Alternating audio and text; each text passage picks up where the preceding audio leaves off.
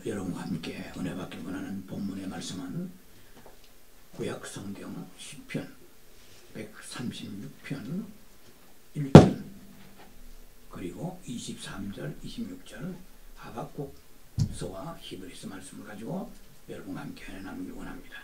먼저 시편 136편 말씀을 봉독합니다.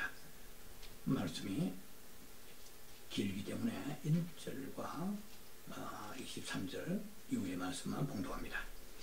여호와께 감사하라. 그는 선하시며 그 인자하심이 영원하미로다. 136편 23절입니다. 우리를 비천한 가운데서 기억해 주신 이에게 감사하라. 그 인자하심이 영원하미로다. 우리를 그의 대적에게서 건지신 이에게 감사하라. 그 인자하심이 영원하미로다. 모든 육체에게 먹을 것을 주신 이에게 감사하라. 그 인자하심이 영원하미로다. 하늘의 하나님께 감사하라. 그 인자하심이 영원하미로다. 하박국서 역시 구약성경 하박국서의 3장 17절로부터 18절인데요. 비록 무화과 나무가 무성하지 못하며 포도나무에 열매가 없으며 감람나무에 소출이 없으며 밭에 먹을 것이 없으며 우리의 양이 없으며 외양간에 소가 없을지라도 나는 여호와로 말미암아 즐거워하며 나의 구원의 하나님으로 말미암아 기뻐하리로다. 19절입니다. 주 여호와는 나의 힘이시라. 나의 발을 사슴과 같게 하사 나를 나의 높은 곳으로 다니게 하시리로다. 신약성경 히브리서 3장 8절이 아니고 3절입니다.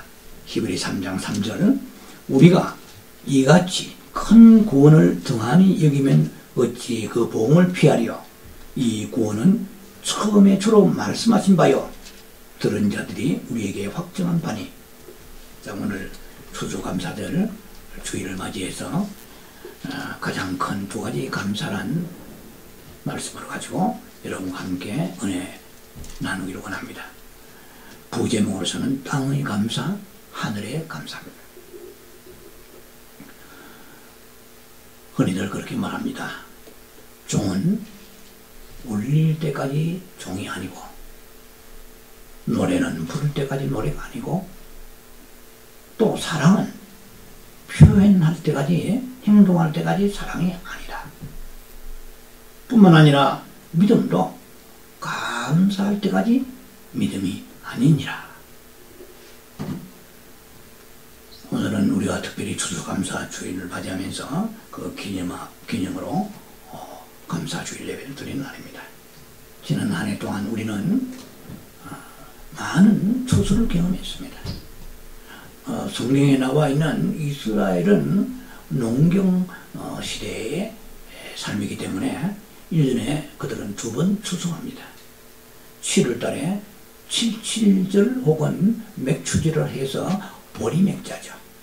보리 추수를 거둘 때 그들은 하나님 앞에 감사 절기를 지키고, 그리고 이제 수장절이라고 해서 이것은 수확을 하여서 갈무리한다, 저장한다는 뜻이죠. 수장절. 이것이 땡스 기병대의 성경적 권한을 찾는다면 거기에서부터 출발한 것입니다. 그들은 1년에 2번 그들이 추수를 해서 하나님 앞에 추수에 대한 그 모든 열매들을 곡식뿐만 아니고 과일들도 다 포함되겠죠. 이스라엘의 여러 과일들을 하나님에 올려드리고 감사하는 절기를 지켰습니다. 그러나 오늘 이 다양화된 현대 문명 속에 사는 우리들은 날마다 혹은 주마다 달마다 감사 삶을 살아야 될 것입니다. 왜냐면은 다 월급제도로 살고 있잖아요. 물론 주급제도 있고 일급도 있습니다. 그러나 반급도 있죠. 반달급이죠. 월급은 달 월자니까 한 달에 한 번 받는 게 월급이고 중간에 끊어서 받는 것은 반달급입니다. 그러니까 좀 복잡해지네요. 또 매일매일 받는 사람도 있고 주마다 받는 주급이 있어요. 그러니까 우리는 늘 추수하며 살았습니다. 히브리 6장 7절 말씀 보면은 사주 땅에 내리는 비라고 그랬어요. 그래서 하나님께서 1년 내에 우리의 삶의 밭에다가 하나님이 그 이른비 늦은비를 항상 은혜의 단비를 내려주셔서 우리의 매일매일 삶을 영위하며 살았기 때문에 특별히 우리는 추수감사절이라 해서 이 한 주간만 감사하고 끝나서는 안 될 것입니다.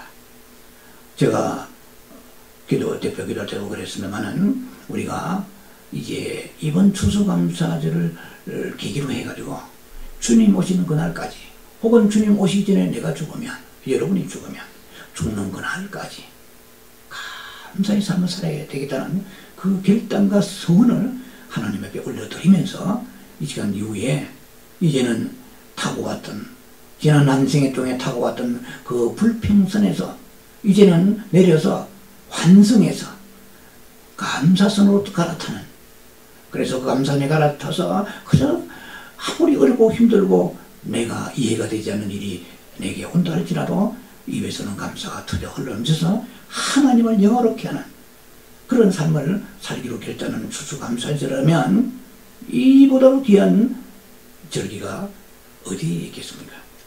자, 그런 관점에서 여러분들이 오늘 여러분들이 말씀에 임하기를 바랍니다. 이제 한 해도 그만 다 정으로 가고 있습니다. 이 추수감사절은 가을 절기입니다. 예. 무엇보다도 우리의 인생은 때가 되면 뭔가 열매를 맺고 주님 앞에 돌아가야 됩니다.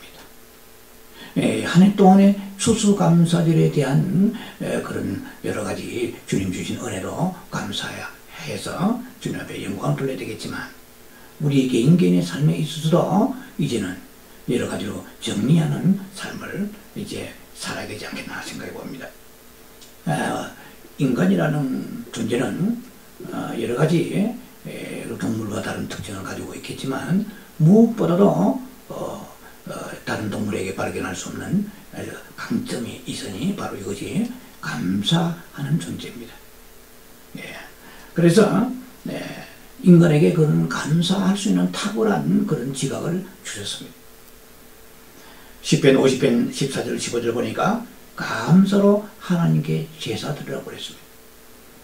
지존하신 이에게 내 소원을 갚으며, 그리고 우리가 추수감사를 맞이하면서 내가 한 해 동안에 하나님 앞에 약속했던 것들, 내가 이러리라 저러리라 성령께서 나에게 감화감동 주신 대로 그것을 내가 따라서 입술로 주님 앞에 서원한 것이 있으면 이 서원을 지키며, 또 매일매일 삶이 이제 제사 때, 즉 예배라고 볼 수 있죠. 신약에서는 꼭 예배 때만 감사하는 게 아닙니다. 구약에는 이 절기에 특별히 감사를 드렸습니다. 또 혹은 그들이 드리는 예배 때, 제사 때 감사를 드렸습니다. 그러니까 우리의 그 제사는 로마 12장 1절에 우리는 몸으로 산제사 드리라고 그랬어요. 그리고 구약의 제사는 다 살아있는 동물을 불에 태우거나 화목제나 아니면 번제로 드렸고, 목물도 그냥 통째로 드리지 않았습니다. 그건 영적인 깊은 의미가 있죠. 그 그리스도 예수의 생애를 말합니다. 곡물을 빻아서 드리고, 우리도 주님 앞에 나와서 내 욕심과 인간의 자아와 고집과 이런 것이 빠스러져서 부서지고 가루가 되어서 주님 앞에 드려야 이것이 하나의 하나님 앞에 아름다운 제물이 되는 것입니다. 그래서 곡물을 가루로 빻아서 드리는 그런 제물도 있는가 하면 이렇게 동물을 잡아 드릴 때로 산채로 드리지 않고 반드시 불에 태워서 드렸습니다. 이것이 번제죠. 그러나 신약에 와서 우리의 제사는 그리스도 예수가 바로 제물이 되시기 때문에 그리스도 예수로 인하여서 그 예수 그리스도를 중심으로 하면서 내 삶에 있어서 날마다 살아있는 죽은 제물이 아니고 살아서 행동하고 그리고 활동하면서 나는 제물과 같은 하나님 재단에 올려지는 삶을 살아야 된다는 것입니다. 그래서 십자가를 항상 의식하고 그리고 숨기는 삶을 살고 희생하는 삶을 살고 순종하는 삶을 살면서 마음을 다하여 성품을 다하여 뜻을 다하여 목숨을 다하여 항상 주 앞에 나와 드려지는 삶을 매 순간 살아가는 것을 말합니다. 그래서 이런 삶을 살아가는 그 사람들에게 있어서 약속이 무엇입니까? 환난 날에 나를 부르라. 우리는 그렇게 감사하는 삶을 살지도 않으면서 환난이 오면은 급하니까 다 주님 앞에 부르짖습니다. 그런데 어떤 것은 응답받을 때도 있지만 받지 못할 때가 많지 않아요? 그럼 우리가 한번 생각하게 됩니다. 내가 하나님의 약속한 것은 내가 부도 처리하고 약속한 것을 내가 까맣게 잊어버린 것은 없는가? 백지수표 남발한 건 없는가? 그리고 정말 하나님 앞에 나와서 내가 감사의 삶을 살았는가? 서운한 것 한 해 동안 지나면서 지키지 못한 것, 이걸 생각하면서 우리가 회복할 때 우리는 어떠한 환란이, 크고 작은 환란이 올지라도 나를 부르라. 그럼 내가 너를 건지려 주시리라. 엄청난 약속을 주셨습니다. 우리는 환란 날에 나를 부르라. 내가 건져 이것만 몽땅 뽑아가지고 써먹습니다. 그러나 주님은 선하라. 선했나? 왜? 때로는 선할 때가 있습니다. 선하지 말아도 있지만은, 그러나 주님의 감화감동하면은 약속을 합니다. 주여, 내가 이러겠습니다, 저러겠습니다. 온유하겠습니다, 섬기겠습니다, 순종하겠습니다. 남을 비판하지 않겠습니다, 남을 씹지 않겠습니다. 예를 들면 많잖아요. 살아가면서 많은 것들을 주님 앞에 서원하지만 그것을 이루지 못한 것을 가만히 생각하고 깊이 묵상하면서 그것을 하나하나 이제 남은 11월 중순 말 그리고 12월 달에 주님 앞에 갚는 기간으로 삼으면서, 지금까지 기도해도 응답받지 못하고 주님의 손길이 닿지 않은 것이 있다면 여러분들이 이 두 가지를 해결할 때 놀라운 역사가 일어날 것입니다. 하나님의 말씀은 땅에 떨어지지 않아요. 하나님은 당신의 약속하신 도 이루시는 분이십니다. 그 일을 행하시는 여호와이십니다. 에레미야 33장 1절에 그 일을 행하시고 그 일을 이루시는 분이십니다. 우리는 이룰 능력이 없어요. 그러나 하나님은 이루시는 분이시기 때문에 약속하신 것을 분명히 당신은 우리를 통해서 해내시고 영광 받으실 것입니다. 시편 50편의 23절 보니까 감사로 제사 드린 자가 나를 영화롭게 하리니 그랬습니다. 그러니까 우리가 아무리 예배 드리고 예배 몸뚱아리만 중요한 게 아니고 너는 감사로 그 제단에 들어갔느냐. 시편 100편의 4절에 보면은 감사로 함으로 그 문에 들어가며 그랬습니다. 그 문은 두 가지 문이 있습니다. 하나는 교회의 문이고 하나는 천국문입니다. 천국문에 들어가는 사람도 늘 불평하는 사람은 거기서 걸려서 들어가지 못합니다. 바늘구멍이 되는 것입니다. 니들 게이트, 좁은 문이 되는 것입니다. 이스라엘의 그 성전문은 좁은 문이 있습니다. 성지순례 가본 사람들 알지만은 그 문은 아주 좁아서 들어가기 힘들죠. 그래서 우리가 감사가 없는 실종된 사람들은 교회에 와도 은혜를 받지 못해요. 부부싸움하고 차에 오다가 집에서 교회 와가지고 불평하고 말이에요. 그래가지고 은혜 받으려고 오늘 은혜가 안 된다. 목사님 말씀을 준비를 덜 하셨나? 오늘 성령이 역사 안 하시네. 자꾸 남에게 전가시키는 이런 우리의 좀 좋지 못한 버릇이 있잖아요. 그래 이제는 생각이 됩니다. 내가 감사가 없었구나. 감사에 실종된 삶을 살았구나. 전혀 감사가 없지는 않겠지만은 내 마음에 들면 감사하고 나의 분수에 차지 않으면 불평했던 것을 회개하는 마음으로 주님 제단에 들어가야 되겠구나. 그리고 천국에 들어가는 그날에 감사 없이 만약에 걸려든다면 어떻게 되겠습니까? 그것은 이스라엘 백성들이 감사하지 못했기 때문에 가나안에 들어가지 못했다는 걸 좀 이따가 말씀을 잠깐 나눌 것입니다. 자, 그래서 감사로 제사 드린 자가 나를 영화롭게 하나니 그랬어요. 그의 행위를 옳게 하는 자에게 이 말은 뭡니까? 감사로 제사 드린 자가 이 말입니다. 하나님의 구원은 보일이라고 했어요. 그래서 감사의 그 구원의 완성은 감사합니다. 믿음의 완성도 감사합니다. 감사가 따라야 구원의 완전한 완성이 된다는 것입니다. 자, 그래서 오늘은 두 가지의 가장 큰 감사가 무엇인가의 주제를 가지고 여러분과 함께 은혜를 나누기를 원합니다. 첫 번째로 육신을 위해서 복내려 주신 하나님의 은혜에 감사하라. 육신을 위해서 복내려 주신 은혜에 감사하자. 고린도전서 6장 13절을 보면은 몸은 음란을 위하여 있지 않고 오직 주를 위하여 있으며 주는 몸을 위해 계시느니라. 이거 놀라운 말씀입니다. 음란은요 인간과 인간관계로 음란입니다. 그 다음에 인간이 하나님이 야고보 4장 14절 말씀처럼 세상을 사랑하는 것도 음란입니다.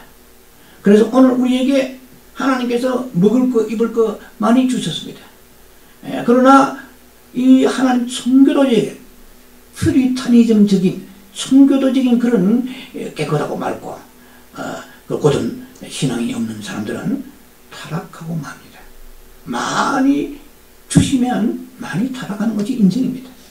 그러나 이 말씀을 붙잡고 하나님이 나에게 이 몸을 위하여 주신 것은 주택도 주시고 건강도 주시고 직장도 주시고 삼시세끼 먹을 거 주시고 어복도 모든 걸 하나님이 주셨다면 그 주신 것을 활용해서 세상길로 쏜살같이 쏟아져 달려나간다면 이것은 몸은 엄란을 위하여 사는 것입니다.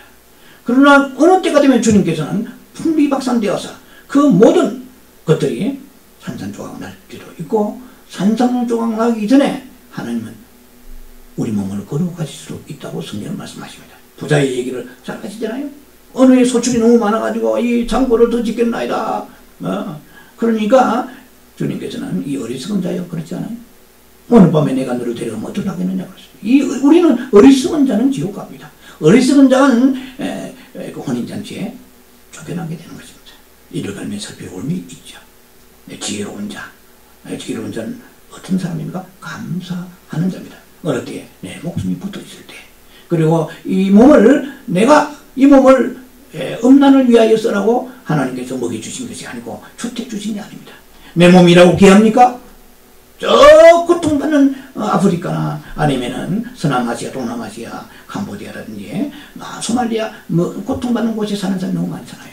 그 사람 몸은 천한 몸입니까? 나의 몸이나 그의 몸이나 같은 몸입니다.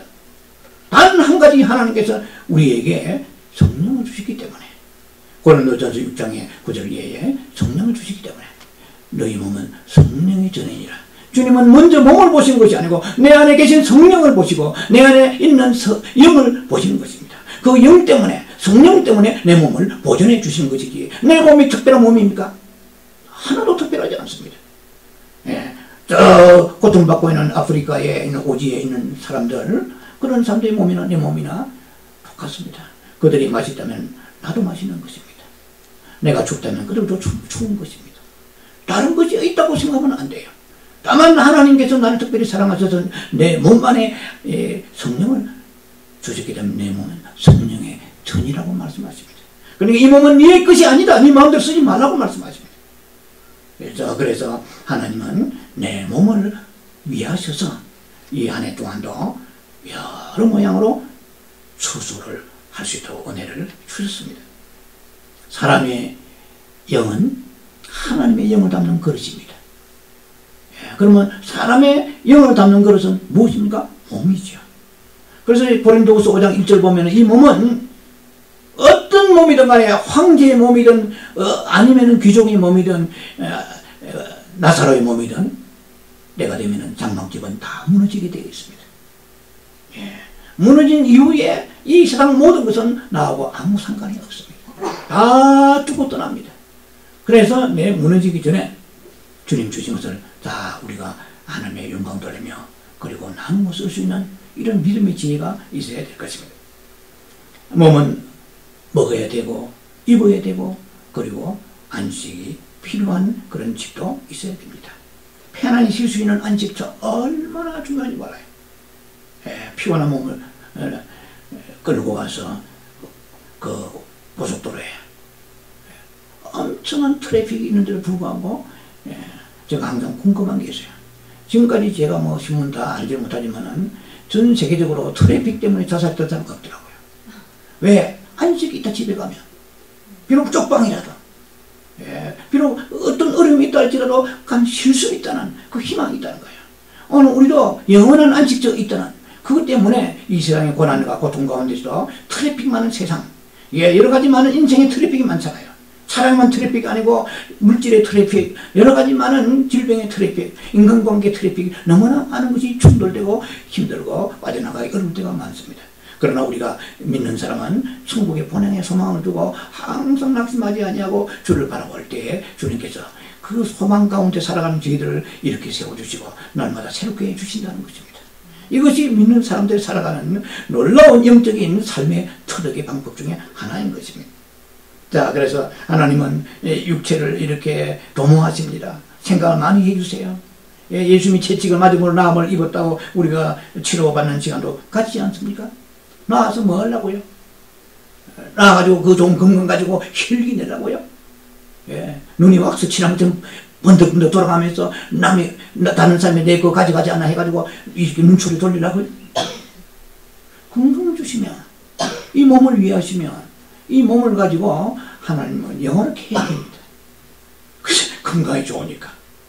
건강이 나쁠 때는 꾸역꾸역 어떻게 하나님 은총을 구하면서 예배에 참석했는데 몸이 좋으니까 오직 단풍 찬란한 곳을 어떻게 내가 지나갈 수 있으랴 해가지고 주일날 빠져버리고, 예를 들면.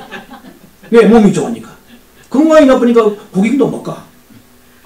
그러니까 몸이 나쁘니까 치료받아야 되고, 그래서 주님의 은총이나 혜택을 입을까 싶어 교회에 나오고, 그래서 몸이 좋으니까 세상교회로 간다고 그러면 주님을 배신하는 것입니다. 9명의 문둥병자가 달리 있는 게 아니에요. 그런 사람들이 9명 문둥병자입니다. 예, 노 17장에 잘 나와 있잖아요. 그 한 명만 돌아왔다는 것은 오늘 이 시대를 두고 주님이 놀라운 예언적인 메시지를 주시는 것입니다.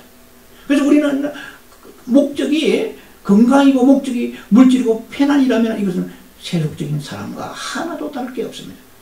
몸만 이렇게 교회에 이렇게 와가지고 장소만 옮겼지 다를 바 하나도 없어요.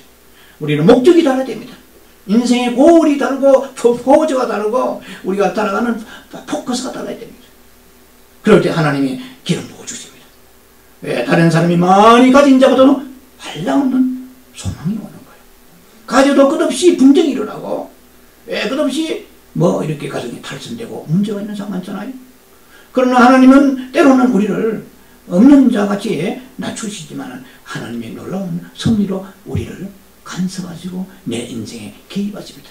주여 내 인생에 개입하지 마소서. 이만큼 살만한데 왜 자꾸 나를 건드리십니까? 그러면 안 돼요. 많이 개입하소서.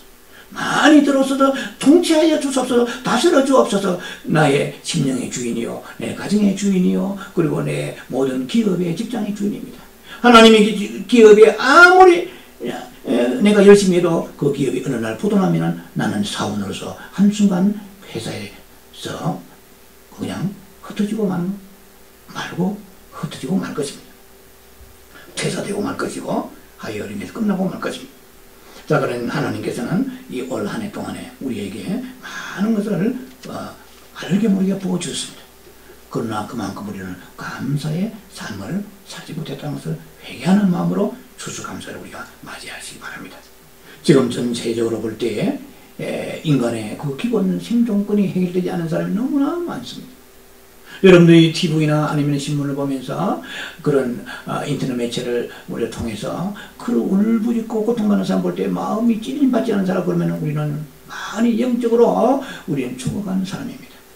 우리의 그 영의 그 흐름 속에서 영이 강건하고 영이 상승한 사람은 뭐가 나오냐? 특징 중에 하나가 감사가 나옵니다. 네. 사도 바울도 그랬어요. 로마 7장 21절 이하에 24절 이하에 보면 오라! 이 사망의 모습 누가 나를 건져내라 그러면서 내 속사람은 하나님의 법을 거부하고 내 겉사람은 세상 것을 육신의 것을 좋아하지만 감사하리로다. 영성의 세계 속에서 가장 필수적으로 따르는 게 감사합니다. 땡스기빙 너무 감사합니다. 땡스더라 땡스노드 하나님에게 감사가 넘치는 것입니다. 그러나 영적으로 내가 쭈그러들고 힘을 잃게 되면 나도 모르게 자꾸 불평이 나옵니다. 내 영이 잘 되는지 못 되는지 무엇을 보면 알 수 있느냐? 내 입에서 늘 불평이 나오느냐? 불평을 달고 다니느냐? 아니면 나도 모르게 힘겨운데 불구하고 이상하게 내 영의 힘이 받쳐주는 거예요. 내 영의 힘이 내 혼을 다스림에 받쳐주면서 그냥 불평해야 되는 옛날 같으면 불평해야 되는 낙심해야 되는 그런 상황 가운데서도 나도 모르게 이상하게 감사가 심히로 올라오는 그것을 체험하는 거죠. 생명의 체험입니다. 생명의 체험은 감사의 체험입니다. 계속 감사하면 주님께서 혼란 날에 내가 너를 건지리라. 내가 약속하지 않느냐. 네가 옛날에 같으면 불평했는데 네가 달라졌구나. 나도 내가 너를 다르게 대하리라. 혼란 날에 네가 죄느냐? 내가 너를 건져주리라. 주님의 손길 아니면 이 세상에 우리 한 걸음 갈 수 없습니다. 내가 제 아무리 프리웨이에서 운전을 잘해도 상대방이 순간적으로 정신착란 일어나가지고 미친 듯이 돌진하면 백악관도 치고 들어가는데 내 차 하나 받는 건 문제겠습니까? 고속도로에. 내만 아무리 내가 잘한다고 해도 떠나지 아니하게 하나님이 내 삶을 막아주지 아니하시고 보여주지 아니하시면 어디에서 불행을 당할지 모르는 인생입니다. 이 세상에 살아가는 삶 가운데 의식주 문제 때문에 고통받는 사람이 너무나 많습니다. 그들이 난민들도 있고요. 또 나라와 민족이 경제적으로 힘들어서 그런 의식주 생활이 해결되지 못한 사람이 너무나 많습니다. 그래서 그들이 절규하고 부르짖습니다. 내 사랑하는 자녀에게, 어린아이에게 우유를 달라. 막 먹을 물을, 마실 물을 달라. 오늘 저녁에 덮고 잘 수 있는 따뜻한 담요가 필요합니다. 텐트가 바람에 찢어서 우리 가족은 저녁에 껴안고 자지만 우리 추워서 어떻게 한밤 지낼지 모르겠습니다. 마실 물이 없고 먹을 빵이 없어요. 이런 사람들이 전 세계에 난민들이 흩어져 살고 있는 그런 현실 속에 우리는 귀족 같은 삶을 살고 있습니다. 전 세계에서 미국만큼 잘 사는 나라 그래도 아직은 없어요. 전 세계 200개국이 넘는 나라 중에 최고 잘 사는 첨단의 국가에 와서 좀 이민 생활이 힘들지만 그래도 새끼를 못 먹으면 두 끼는 자시고 두 끼는 못 먹어도 한 끼는 자섰을 것입니다. 제가 보는 관점에서는 얼부들이 다 좋으시니까 새끼는 자섰을 거예요. 전 세계 사람들 가운데 20억 인구가 전기불을 쓰지 못하고 사는 사람이 있습니다. 전 세계 사람들 가운데 10억 인구가 수돗물을 먹지 못하는 우물을 먹지 못하는 사람이 살고 있습니다. 전 세계 12억 인구가 하루에 1달러를 가지고 사는 사람이 많습니다. 그러니까 1달러가 한 달에 30달러입니다. 여러분들이 나가서 두 사람 앉아 순두부 먹어도 30달러가 됩니다. 팁까지 하면. 한 번 먹는데 한 달에 생활비가 날아가 버립니다. 전 세계 8억 인구가 영양실조에 허덕이고 특히 어린아이들이 말라서 강말라서 죽어가고 있습니다. 우리는 너무나 기름진 것을 많이 먹기 때문에 다이어트 안 되고 먹을 때는 언제 먹고 뺄 때는 얼마나 안 빠지는지 저는 종종 생각합니다. 저는 뭐 영양학 전공도 아니고 의학에 기본 지식이 별로 없는 사람이지만 왜 살은 빨리 찌고 안 빠지는가 생각해봤어요. 그것은 하나님이 그 일종의 징계가 아니겠는가. 왜냐하면 먹을 때에 정말 나누어 먹는 삶을 살고 그렇다고 해서 우리가 몸이 부유한 사람 보고 막 개인적으로 제가 무슨 오감이 있어 그런 게 아닙니다. 그냥 성경적으로 풀어가자면 그런 거요. 감사해보세요. 감사하면 몸이 푹푹 빠질 거야 아마. 그럼 나누는 삶을 살아보세요. 드리는 삶, 나누는 삶을 살면은 되지 않겠나. 정말 한번 찌는 건 쉬워도 빠지는 건 굉장히 힘들어요. 고난 가운데 사투하면서 죽을 힘을 다해서 낑낑대면서 그래도 잘 안 빠지잖아요. 그래서 항상 저는 생각합니다. 저는 개인적인 얘기지만 매일 몸무게를 체크합니다. 그건 제가 몸을 날씬하고 뭐 이렇게 한보다도 하나님 탐욕이 있지 않습니까? 제 나름대로의 생각, 여러분에게 꼭 제가 말하는 건 아닙니다. 그래서 조금 몸무게 올라가면은 내가 하나님 앞에 가고자 하는 마음보다도 내가 혹시 탐욕과 탐식의 눈이 어두워지는 게 아닌가 이런 관점에서 날마다 체크하면서 자신을 믿음의 저울에 달아보기도 하고 자신을 이렇게 인상적 저울에 달아보기도 합니다. 자, 그들은 우리와 다른 것이 하나도 없는 사람들입니다. 그들은 지도자를 잘못 만났고 태어나기를 그런 나라에 태어났고 그런 환경에 살다 보니까 그들이 그렇게 가난에 굶주리면서 오늘도 열악한 환경 속에서 기본 생존권이 보장되지 않아요. 그러나 그들의 영혼의 가치나 우리의 영혼의 가치나 동일합니다. 잘 사는 미국이라고 그래서 구라파라고 그래서 그 영혼은 무게가 저울에 많이 나가고 가난한 하루하루 살기 힘든 사람들은 영혼이 무게가 적게 나가는 게 아닙니다. 다 동일합니다. 하나님은 공평하십니다. 그런데도 불구하고 그들이 그렇게 어렵게 사는 것은 잘 알지는 못하고 여러 가지 많은 이유가 있겠죠. 그러나 우리의 입장에서는 그들을 우리는 배관시하고 무관심하고 내팽개칠 게 아니라 받은 은혜 감사하면서 우리가 기도하는 것, 그것이 하나님 앞에 받은 은혜를 우리가 갚는 것입니다. 주여 저들을 불쌍히 주시옵소서. 저는 환경 가운데 먹을 물을 주시옵시고 어들 환경 가운데 자연을 주님 만져주셔서 비가 오게 하여 주시옵소서. 그러면서 그들에게 가서 복음을 전하는 많은 평신도 선교사나 주의 종들을 위해서 우리가 간절히 기도해야 됩니다. 이 추수감사절은 원래 우리가 나누는 계절이잖아요. 왜 플라워를 타고 미국의 청교도들이 왔을 때 그들이 한 해 농사를 짓고 칠면조 같은 거 갖다 놓고 그렇게 인디안들을 초청해 인바이팅 했잖아요. 한때는 그들에게 적수가 되었지만은 그들을 원수를 삼지 않고 와서 함께 음식을 나누었단 말입니다. 그와 같이 우리가 추수감사절을 맞이하면서 아버지 나는 작은 거지만은 무엇을 가지고 나누겠습니까? 생존도 힘들다면 어떻게 나누겠습니까? 기도로 나누어야 돼요. 기도로 중보기도 하면서 나누어야 되고, 또 우리가 교회가 할 수 있다고 그러면 선교사나 아니면 선거기관들을 도와야 됩니다. 이름도 빛도 없이 하나님 앞에 우리가 그날을 바라보면서, 그날의 심판대 앞에 섰을 때, 그리스도의 심판대 앞에 섰을 때 우리가 신부 혼인잔치 할 때 마냥 즐거워 춤만 추는 게 아닙니다. 고린도후서 5장 10절에 그리스도의 심판대가 하나님 그 보좌로, 그리스도의 심판대가 바로 그새 서게 된다고 말씀하십니다. 그날에 가서 공력이 불타버리고 아무것도 거둘 것이 없으면은 내가 쫓긴다고 성경은 말씀하시잖아요. 그리고 고린도전서 제가 자주 거론하잖아요. 3장 15절 전후에 보면은 공력이 다 불타버립니다.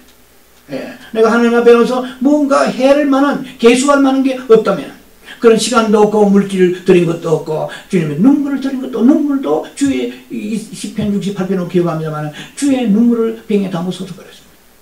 가난하고 고통받고 굶주린 사람들을 위해서 내가 물질을 나눠주는 게 없다고 하면 주님은 그러면 눈물이라도 있지 않나? 눈물을 흘려, 눈물로 씨를 뿌리라. 우리는 뭐든지 할 수가 있습니다. 그것도 없다. 눈물도 안 나온다면 몸이라도 가서 뭔가를 봉사할 수 있습니다. 물질이 있으면 물질로, 그리고 우리가 건강해서 건강으로, 그 다음에 우리는 기도할 수 있다면 기도로, 눈물로 씨를 뿌리는 그런 역사가 이 추수감사에 나타나서 우리가 가난한 삶을 받은 은혜만큼 돌볼 수 있는 이 아름다운 절기가 되어야 될 것입니다. 자, 그래서 하나님 앞에 우리는 우리가 뭐 특별한 존재라서 우리가 사랑받은 게 아니고 하나님의 일방적 사랑입니다. 그 사랑에는 반드시 빚진 것이 있고, 또 사랑에는 그 하나의 블레싱에는 미션이 있습니다. 그것은 사명이 있습니다.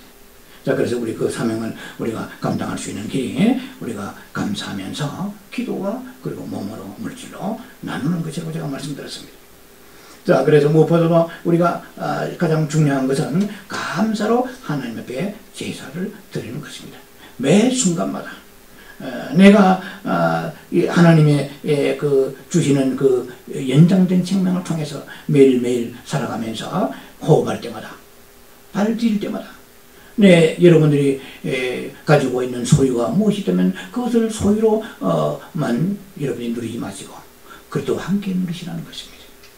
여러분 집 앞에 작은 아파트라도 화단에 꽂아놔 있으면 꽃을 봐만 잘생겼구나, 예쁘다 뭐 하지 말고 그 꽃을 통해서 주님 앞에 나오고 감사로 제사드리기 바랍니다. 모든 만물을 주님이 우리에게 주신 것은 다 아버지로부터 왔다고 로마 11장 36절에 말씀하십니다. 모든 것이 주께로부터 나왔고 주로 말미암고 주께 돌아온다고 그랬습니다. 만물이 주에게서 나온 것입니다. 여러분의 아내도, 여러분 남편도 자식도, 우리 가지고 있는 모든 것도 다 만물입니다. 만물이 주에게서 나온 것입니다. 그래서 주께로 돌아갑니다. 주를 영원하게 하는 감사만이 주님을 기쁘시게 할 것입니다. 그래서 우리에게 많은 것을 하나님 주시고 많은 감사를 받기를 원하십니다.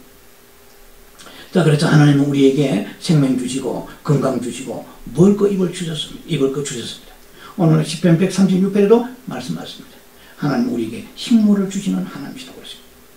자, 그래서 하나님께 받은 그 모든 것을 이 대돌려드려야 됩니다. 감사로 대돌려드리고 주님 앞에 나와서 또 헌신으로 대돌려드려야 될 것입니다. 하나님은 건강 주셨습니다. 먹을 거 주셨습니다. 입을 거 주셨습니다. 그리고 가족도 주시고 선교 주시는 교회 주시고 갈급하면 목마르면 와서 기도할 수 있는 골방도 주셨습니다. 물론 골방이 때로는 여러분을 기다릴 때도 있지만 말입니다. 마태복음 5장 45절에 보면은 하나님이 그 해를 악인과 의인에게 비추시며 비를 어려운 자와 불의한 자에게 비를 내려주심이라 그랬습니다. 자, 그래서 우리가 잘 먹고 잘 사는 것만이 복이 아닙니다. 왜? 모든 이 세상에 수 없는 인생들에게 하나님은 의인도 악인도 불의한 자도 어려운 자도 가리지 아니하시고 다 해를 주십니다. 우리가 생각할 때는 북한에 김정은이 사는 그 부근에는 해가 계속 뜨지 않아야 됩니다. 왜? 비도 안 와야 되는데 뭐 물론 가물 때도 있지만 그래도 하나님은 성경대로 그대로 햇빛도 주시고 가물지만은 그래도 비도 주셨습니다. 자, 그래서 우리는 이방인들이 뭐 살아가는 삶을 보면은 그들은 감사가 없잖아요. 이방인이 감사가 있다 그러면은 그 대상인 하나님께 감사하기보다도 사람에게 감사하잖아요. 때로는 조상님께 감사하고 부모에게 감사하고 뭐 감사도 그 감사지만 그러나 가장 근원의 생명의 근원이 되신 그 비와 그리고 모든 햇빛을 주시는 하나님께 감사가 없는 거거든요. 그러니까 이방인들이 아무리 부유한 삶을 살지라도 그들의 삶은 헛된 인생을 살아가는 것입니다. 금수와 같은 삶을 살아가는 것입니다. 그런데 오늘 하나님께서 우리에게 영적인 바른 지식을 주셨잖아요. 그래서 우리가 그 지식을 가지고 우리가 깨달음이 있기 때문에 범사에 감사할 수 있는 대상을 우리는 가지고 있습니다. 대상을 알고 있습니다. 하나님이 그 대상을 허락하셨습니다. 그분이 하나님이시잖아요. 그래서 그 대상이 없는 허공을 치는 삶을 사는 거예요.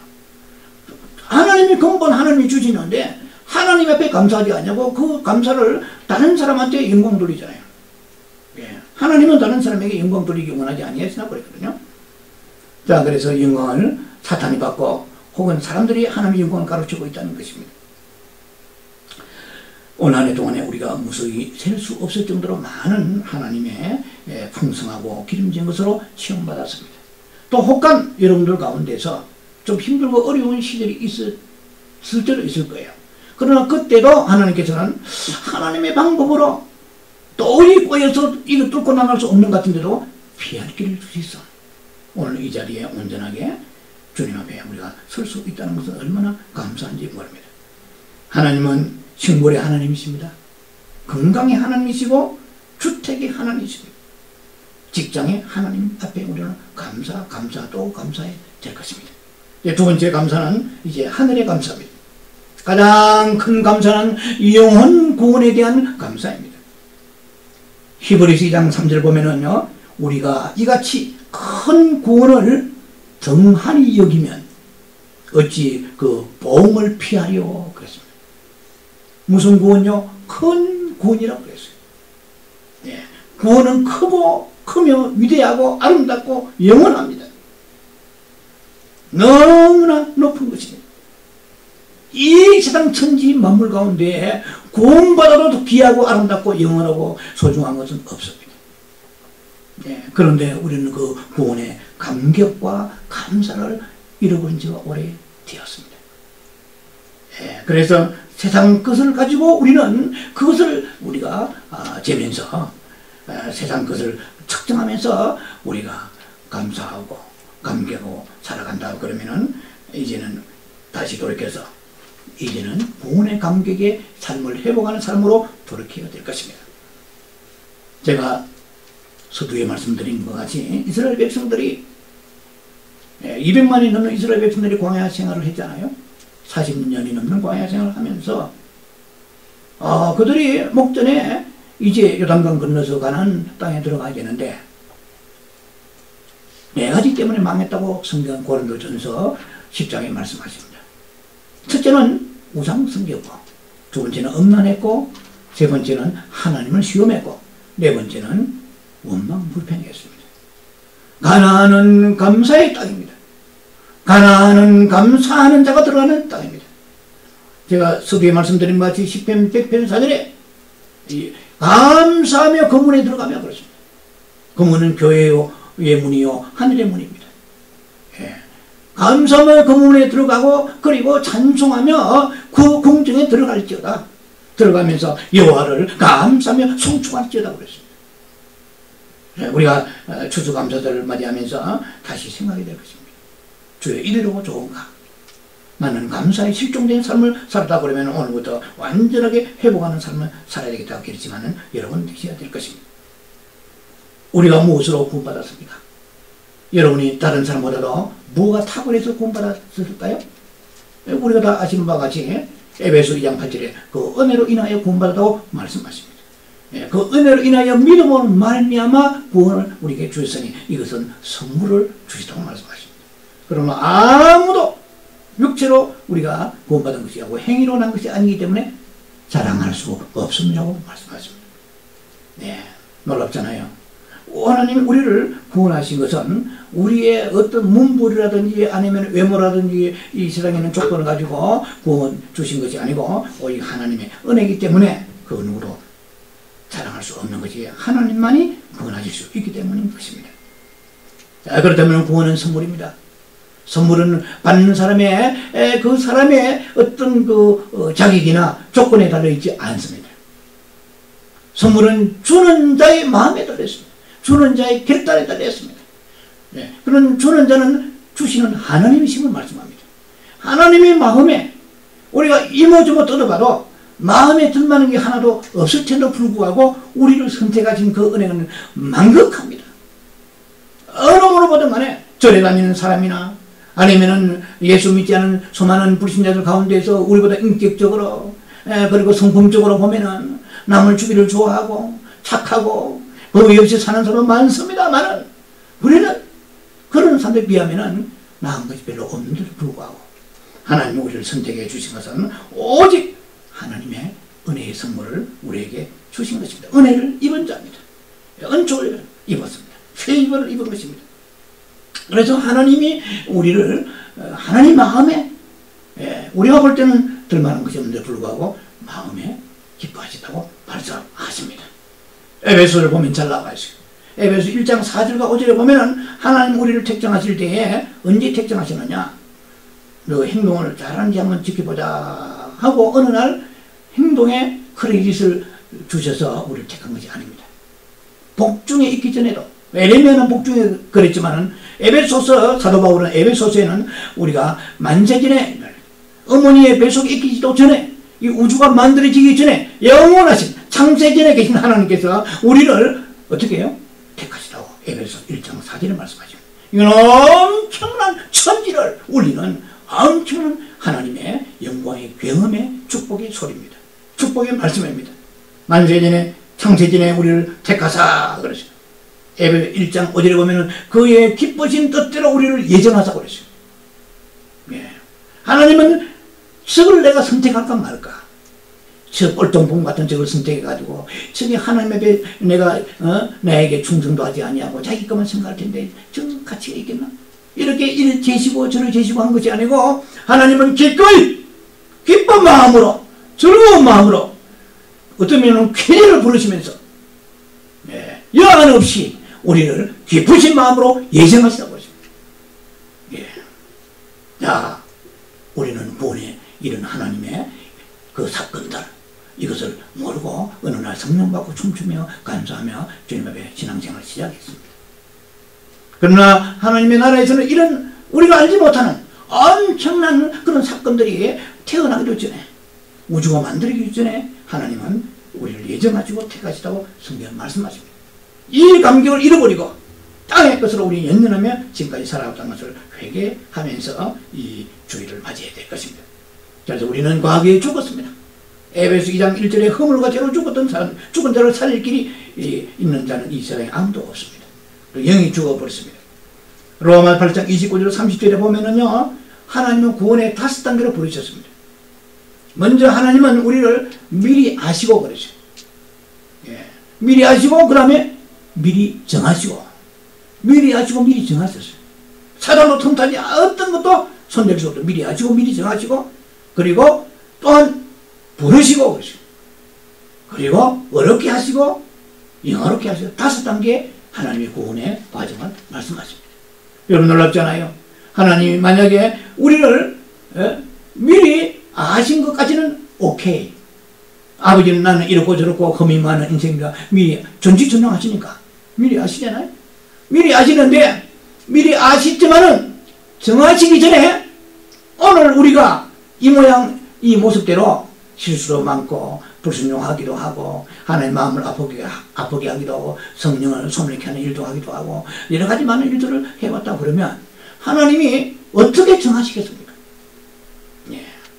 우리가 앞으로 하나님 앞에 부름받고 난 이후의 삶을 주님은 그걸 보시고 참고하시고 그 다음에 마지막에 가서 결정하셨다면 우리는 구원이 없는 거야. 그런데 주님은 이렇게 저렇게 객기로 갈 줄 아시고도 부르신 정하신 그 사랑은 말로도 할 수 없습니다. 엄청난 너무 큰 은혜를 받고 하나님의 은총을 입었는데 불구하고 그것이 얼마나 큰지 모른다 그러면 그래서 우리가 영 구원의 감사가 나오지 않는 거예요. 그 구원의 감격을 해보게 됩니다. 이것은 다른 사람이 다 교회 다니니까 다닌 것처럼 그 무리 속에 그냥 있으니까 군중 속에 한 사람으로서 이것은 여러분들 절대 가치를 모르지만 구원의 절대 가치가 하나님과 나만의 관계에서 이것은 놀라운 것입니다. 나보다 잘나고 똑똑하고 나보다 겸손하고 나보다 착하고 성실하고 진실하고 그런 사람이 너무나 지천에 깔리는데 불구하고 여러분 자신이 한번 생각해봐도 솔직히 누구한테 말할 수는 없지만은 고약한 데가 너무 많잖아요.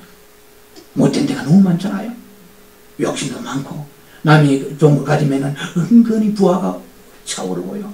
이런 못된 것도 있지만 겉으로 다듬어가지고 네 할렐루야 축복합니다. 네 하지만 속으로 오면 주님께서 가증한 자여 그러나 내가 너를 만세진에 예정하신데 기쁨으로 택했노라. 감사하라. 주님 앞에 나오셔 우리가 이 놀라우신 하나님의 정하심과 그 택하심에 우리는 구원의 감격으로 이 절기를 맞이해야 될 것입니다. 그래서 주님은 우리에게 말씀하셨죠. 로마 8장 32절에 그 구원을 주신 그분이 이렇게 말씀하십니다. 자기 아들을 아끼지 아니하시고 우리 모든 사람을 위하여 내어주시니가 어찌 아들과 함께 모든 것을 우리에게 주시지 않겠느냐. 로마 8장 31절입니다. 고린도후서 6장 10절에는 우리가 아무도 없는 자 같으나 모든 것을 가진 자라고 그랬습니다. 여러분 이 세상에 교회 다니는 거 구원받는 거 외에 다른 것이 많이 보이죠. 내 눈에 많이 보이죠. 비여건할 때 눈을 우리가 주님이 이렇게 열어주셨으니까 보이는 건 많습니다. 그러나 이 세상에 어떠한 존귀하고 귀하고 아름답게 보일지라도 구원보다도 높은 것은 없고 구원보다 위대한 것이 없고 구원보다 아름다운 건 없습니다. 모든 것은 구원 아래에 있습니다. 언더 아래, 빌로 아래에 있습니다. 구원 아래에 있는 것입니다. 우리가 구원받았다고 그러면 성경은 말씀하십니다. 아들을 주실 수가 없어요. 이 아들은 하나님의 독생 성자이기 때문에 이 다른 것은 다 줄 수 있어요. 세상의 사람들은 다른 거 다 주셨습니다. 그러나 그들에게 아들이 없습니다. 아들을 주시지만 아들을 영접하지 아니했습니다. 그만큼 하나님은 이 아끼시는 아들 예수 그리스도를 우리에게 주실 때는 그 나머지 아깝지 않은 거예요.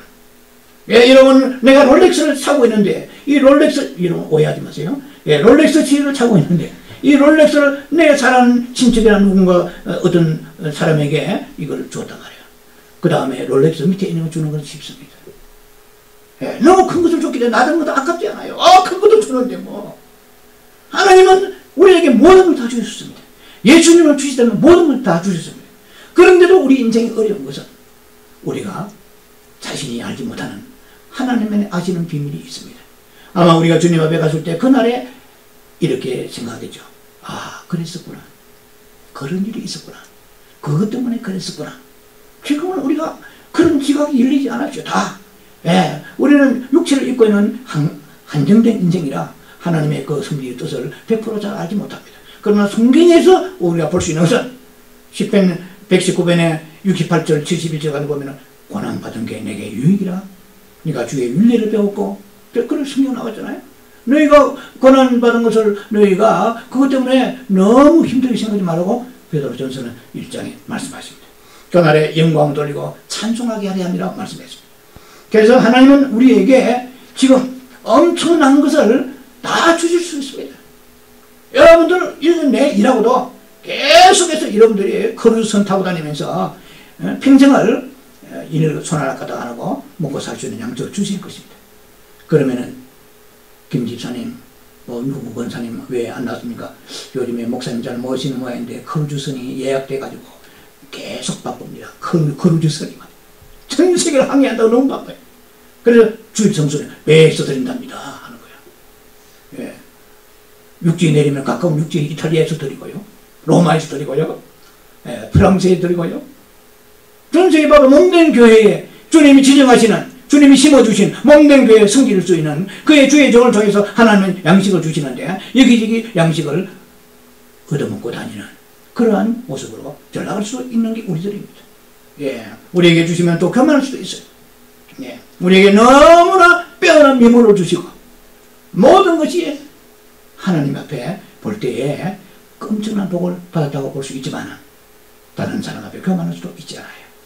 그러니까 하나님께서는 우리에게 가장 내 영혼으로서 나라는 존재로서는 합당한 그 모습을 하나님께서 우리를 비춰주셨습니다. 머리부터 발끝까지 하나도 버릴 것이 없이 하나님이 주신 아름다운 비전의 선물이라는 것을 생각하면서 감사해야 될 것입니다. 주님은 오늘 또 비와 해를 주신다고 시편 136편 25절에 말씀하십니다. 모든 육체에게 먹을 것을 주신 이에게 감사하라고 그랬습니다. 그 인자심이 영원함이로다 그랬습니다. 예, 우리는 육체는 사람만이 가지고 있는 것이 아니고 동물도 육체가 있잖아요. 예, 제가 늘 좋아하는 욥기 38장 41절에 보면 까마귀 한 마리 새끼가 우지전에서 여호와께 부르짖는다고 그랬어요. 하나님은 모든 동물들의 그 신음소리 부르짖는 소리를 여호와께 부르짖는다고 표현하셨습니다. 먹을 것이 없어서 호적거릴 때에 누가 그들 동물들에게 그것을 위하여 먹이를 마련해 주겠느냐. 까마귀를 지금 말씀하십니다. 이렇게 큰 구원받은 이 구원을 등한히 여기면 이제 말씀 나옵니다. 등한히 여기면 안 된다고 성경 말씀하시는데 우리는 그 큰 구원을 우리가 예사롭게 생각하고 감격을 잊어버리고 살았다는 말입니다. 이 까마귀를 동원해서 말씀하십니다.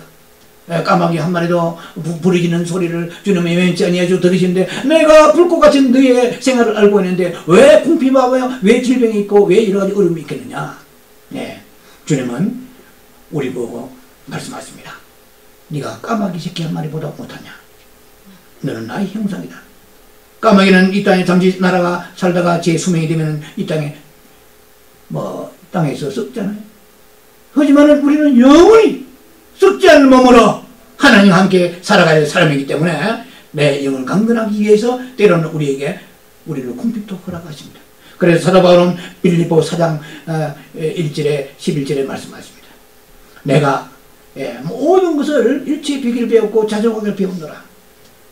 그래서 I have learned to be contentment whatever circumstance. 내가 모든 일체의 모든 것을 자족하기를 배웠고 비결을 배웠다고 얘기하는 무엇입니까? 이것은 범사에 감사하는 삶을 모범으로 보여주신 것입니다. 자, 그래서 우리는 만세전에 택정받았고 예정하시는데 하나님 보시기에 무엇이 아까우시겠습니까? 그는 다만 하나님만이 아시는 그 비밀의 뜻이 있을 것입니다. 우리 영혼을 위하여서 그렇게 하실 것이라고 믿습니다. 우리의 주시는 구원은 큰 구원입니다. 오늘 본문에 읽었지 않아요? 히브리 2장 3절에 이같이 큰 구원을 등한히 여기면 어찌 그 보응을 피하리요 그랬습니다. 구원을 등한히 여긴단 말은 무엇입니까? 구원에 감사가 부족하고 구원을 예사롭게 여기고 가볍게 여기고 소홀히 여긴다는 것입니다. 구원을 이 말씀은 굉장한 말씀입니다. 구원을 등한히 여기면 어찌 그 보응을 피하리요. 그럼 우리는 생각할 수 있습니다. 이 보응 이것은 죽어서 보응도 있지만 살아서 보응도 있어요.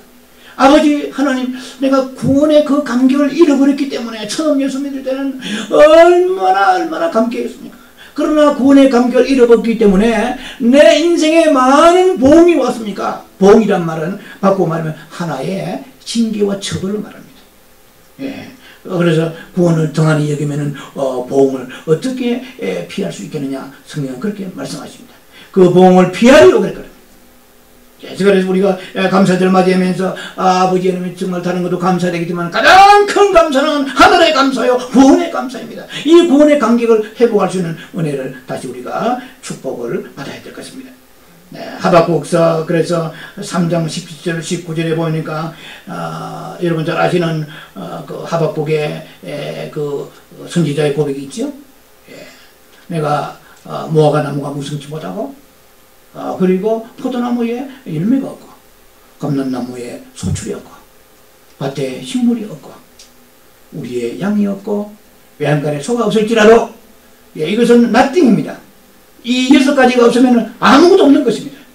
밭에 식물이 없으면 밭에 나가서 물과 캐서 먹어야 될 텐데 식물이 없어요. 우리말로 말하면 모물이 하나 없는 거예요. 채소 하나 없어요. 그래서 열매도 없고 이 외양간에 소가 우리의 양이 이것이 재산인데 이것도 없어요. 그럼 죽으라는 것입니다. 완전히. 이러한 상황 가운데 처해 있던 하박국의 메시지를 우리는 기억해야 될 것입니다.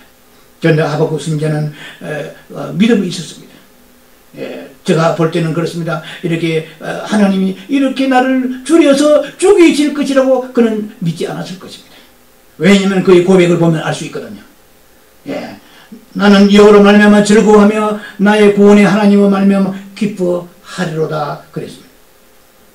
그것이 없더라도 하나님 나를 구원하셨다. 나는 여호와로 즐거워하리라. 근데 그 즐거움과 구원이 어디서 오느냐? 주 여호와는 나의 힘이시라고 그랬습니다. 하나님은 능력의 하나님이십니다. 힘의 하나님이십니다. 전능자이십니다. 저렇게 하나님께서 밭에 소득이 아무것도 없고 외양간에 소도 없고 양도 없을지라도 그러나 하나님은 놀라운 선하신 뜻이 계십니다. 그 하나님의 사랑을 믿은 것이고 하나님의 능력을 믿은 것입니다. 그래서 주 여호와는 나의 힘이시라. 나의 발을 사슴의 발과 같게 하사 나를 높은 곳에 다니게 하시리라 그랬습니다. 사슴은 특이한 동물입니다. 사슴은 순하고 깨끗한 동물이죠. 그런데 그 사슴의 그 발은 높은 곳에 다닐 수 있도록 그러한 몸의 기능이 주어졌습니다. 그래서 대적자가 오게 되면은 그 대적자를 피해서 높은 바위를 타고 올라갈 수 있는 그 기능을 주신 것입니다. 우리는 사슴의 발과 같이 되려 하라는 이 말씀에 귀를 기울여야 됩니다. 하나님은 내 인생이 살아가는데 지금 어렵지만은 그러나 뜻이 계십니다. 내가 다 이유를 안다고 해서 아는 것이 아닙니다. 내가 몰라도 그분은 선하시고 그분은 사랑이시고 그분은 능력이십니다. 그렇기 때문에 하나님은 이 환난에 잠시 지나가는 환난일 것입니다. 나를 이 환난에서 이제 피하게 하실 분이심을 내가 찬송합니다. 라고 고백했습니다. 시편 51편 12절에 우리는 그 고백을 마감하면서 말씀을 마치겠습니다. 주의 구원의 즐거움을 내게 회복시켜 주시고 자원하는 심령을 주사 나를 붙드소서. 구원의 즐거움을 회복하시는 여러분 되시고 그래서 더 큰 구원, 큰 구원을 감사와 감격으로 주님 앞에 영화롭게 하는 여러분 되시고 땅의 것으로 항상 채워주신 하나님 앞에 나와서 그 감사를 잊지 않은 불평하지 않는 이제는 환성하여 감사선을 주님 오실 때 타고 가는 여러분 되기를 주의 이름으로 축원합니다. 기도합니다. 자비하신 아버지 은혜를 감사합니다.